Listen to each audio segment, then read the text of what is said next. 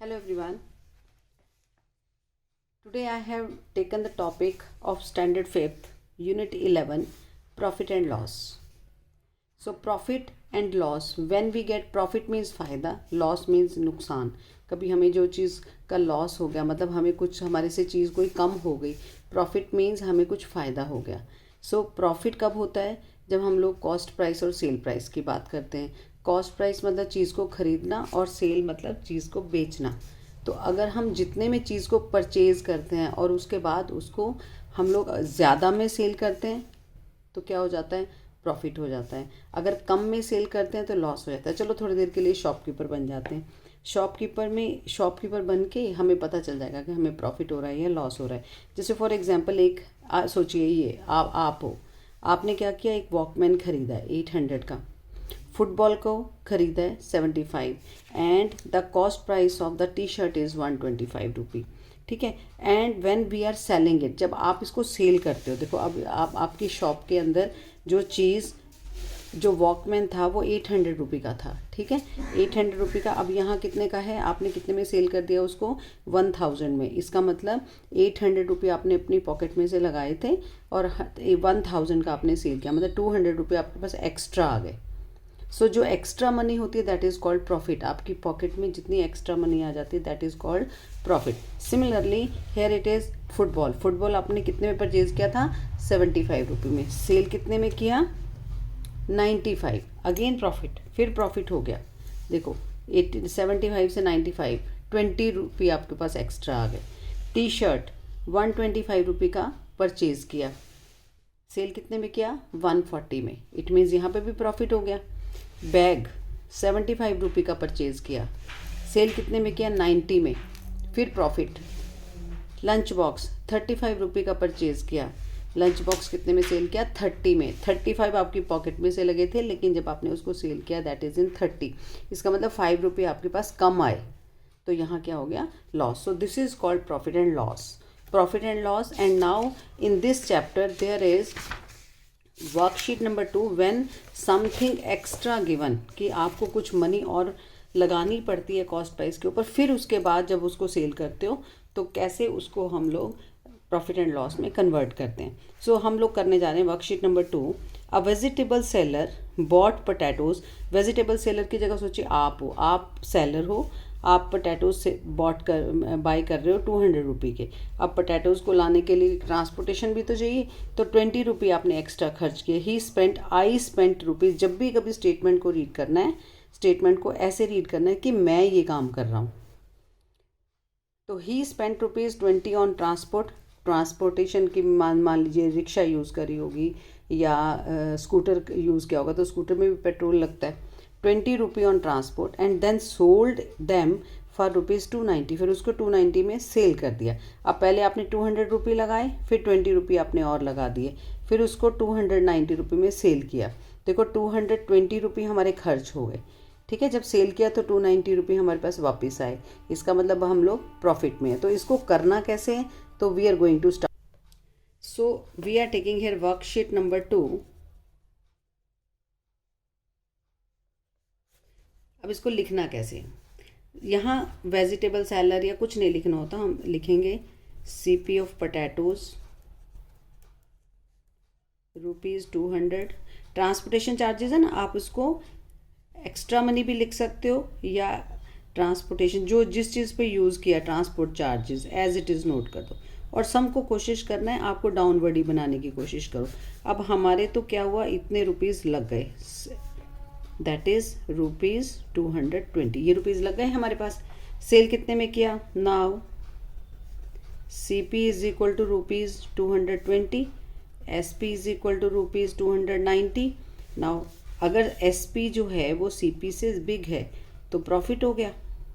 It means profit is equal to SP minus CP. ₹290 minus ₹220 कितना बन गया? ₹70. सो 70 रुपये का हमें प्रॉफिट हो गया. Now next sum we are going to read. Mister Gupta bought a car for ₹40,000. अब मिस्टर गुप्ता की जगह सोचिए हमने क्या किया, हमने एक कार परचेज करी 40,000 रुपये का. I spent rupees 8,000 for painting, फिर मैंने पुरानी कार के ऊपर पेंटिंग करवाई, तो मेरी पॉकेट में से लग गए 40,000 प्लस 8,000, 48,000। फिर उसको सेल मैंने कर दिया 53,000 में। अब मुझे प्रॉफिट हुआ या लॉस हुआ, तो करते हैं इस सम को। So here we have read this statement, we are reading it again. bought means CP of car is 40,000, painting charges हो गए 8,000। अगर 40,000 और 8,000 हमारे जो है हमारी पॉकेट में से लग गए, इट मीन्स हमारे लग गए 48,000।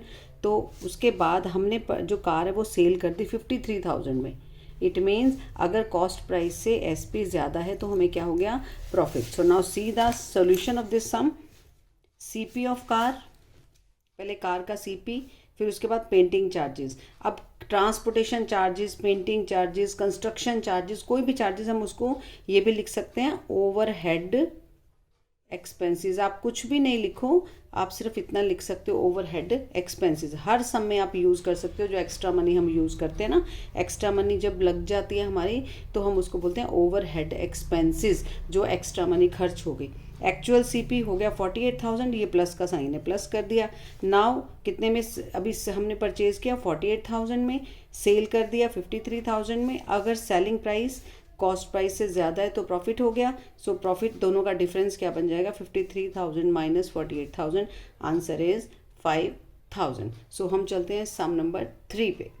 सम number 3, Ramlal purchased a plot for ₹1,35,000। So I purchased a plot, जब ऐसे पढ़ोगे तो बहुत जल्दी समझ में आएगा। I purchased a plot for 1,35,000, constructed a boundary wall, मतलब कंस्ट्रक्शन किया, तो कंस्ट्रक्शन चार्जेस हो गए, कितने में किया, 25,500 में। इसका मतलब ये मनी भी हमने लगा दी, ये भी लगा दी, टोटल मनी ऐड करेंगे तो हमारी एक्चुअल कॉस्ट प्राइस हो जाएगी। फिर ही sold the plot, I sold the plot for ₹1,90,500, find the gain और लॉस। तो थोड़ा सा इसका सोल्यूशन करके देखते हैं हम। CP of plot, then construction charges, आप इसको ओवरहेड एक्सपेंसेस भी लिख सकते हो, 25,500 एक्चुअल CP बन गया। फिर उसके बाद 1,60,500। अब SP कितना, अब देखो मैंने अरेंज सीधा ही कर दिया। अब मुझे थोड़ा थोड़ा ये समझ में आने लग गया कि मुझे CP और SP में से जो बिग नंबर है वो ऊपर लिखना है, मुझे पता चल जाएगा।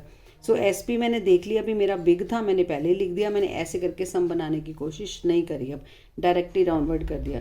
CP कितना है 1,60,000, तो प्रॉफिट कितना हो गया, देयर इज 30,000 का profit.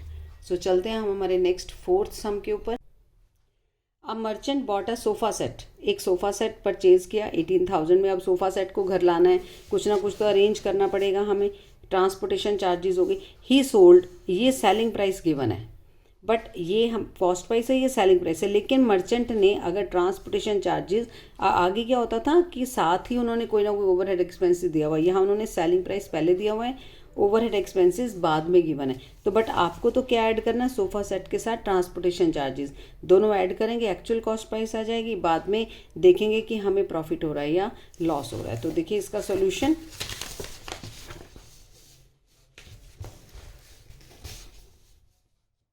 CP of sofa set 18,000, transport charges 2,500, actual CP कितना बन गया 20,500।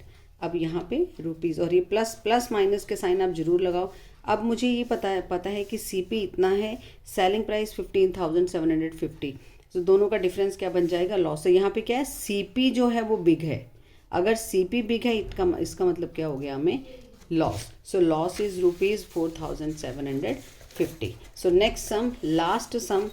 अ property dealer purchased a house for ₹1,50,000। 1,50,000 का हाउस खरीदा। He spend 15,000 on repair. अब रिपेयर चार्जेस हो गए, हम इसको ओवरहेड एक्सपेंसेस भी लिख सकते हैं। इसको और इसको ऐड करेंगे, एक्चुअल कॉस्ट प्राइस। देन उसके बाद हाउस को सेल किया 2,15,000 में, प्रॉफिट हुआ या लॉस हुआ। तो इसका सोल्यूशन हम देख लेते हैं। CP of house 1,50,000, repair charges 15,000, actual CP कितना है 1,65,000।